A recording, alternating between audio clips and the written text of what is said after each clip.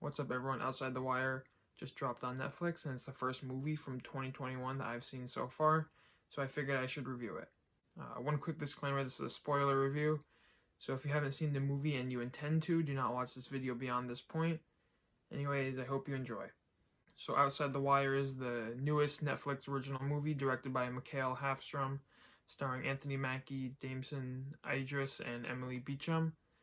This movie takes place in the future where robots exist as soldiers. This movie follows Damson Idris, who is a drone operator for the US military, and there's a civil war going on in Ukraine, or I guess in Eastern Europe. And during a battle in Ukraine, our main character makes a questionable decision where he drops a bomb to save the rest of the squad, but it kills two of the squadron. So he gets sent away from action for training, I guess. And that's when we meet Anthony Mackie's character, who turns out to be a robot disguised as a human.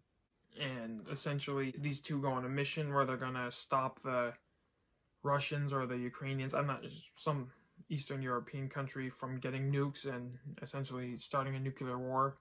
Anyways, I won't go too much into the plot, but that's just a basic synopsis for you. Alright, so starting off with what this movie did well. First off, I thought all the acting was good from the leads. I think Anthony Mackie, who's most notable for obviously his role as Falcon in the MCU, I think he's a really good action star, and I really hope we see more of him in roles like this.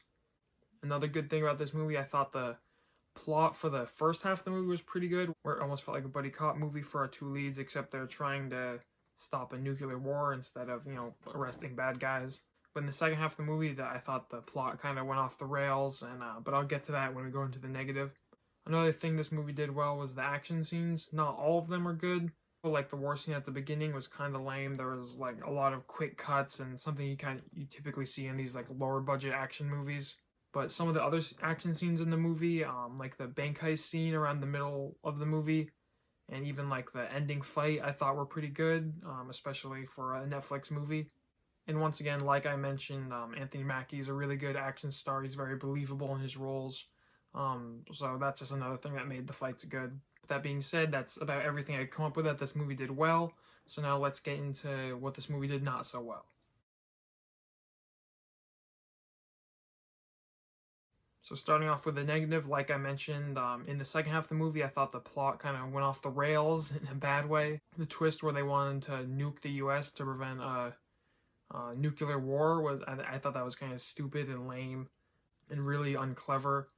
That being said, this movie's an action movie. I don't hold too much against the plot, but typically you want the plot to be a little better than it was here. And I thought the twist of Anthony Mackie's character turning bad because he's a robot, and robots don't think with emotion, so he's going to think logically. So it would make sense for him to want to nuke the US and kill 1 million people to save 100 million. But I thought that was executed very poorly. Also, I thought the ending was so cluttered that you didn't really know what was happening. You were kind of just along for the ride as chaos ensued. And it was really confusing. You didn't really process the movie that was happening before your eyes. So overall, I thought this movie was decent. There wasn't a lot of goods, but there wasn't a lot of negatives. It kind of just falls in that middle area. I thought there were some really good elements. Like, I enjoyed the cast. The action scenes were good, but I feel like the story held it back.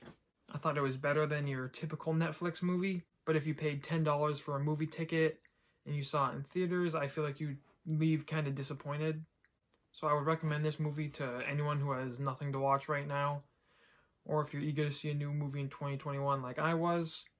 Overall, it's just a fairly decent action movie with Anthony Mackie, who I think is a fairly good action star. My score for this movie will be a 65. Once again, a very decent middle range score. And for overall value, I'm going to give it a D+.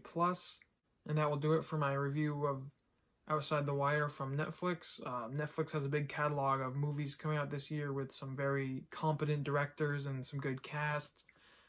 So I'm really excited to see what they have, and hopefully overall 2021 will be a good year for their movies, as obviously we're guaranteed to be getting these movies this year.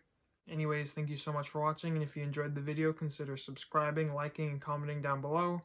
I'm new to YouTube, so it really helps. Anyways, Thanks again for watching, and have a great day.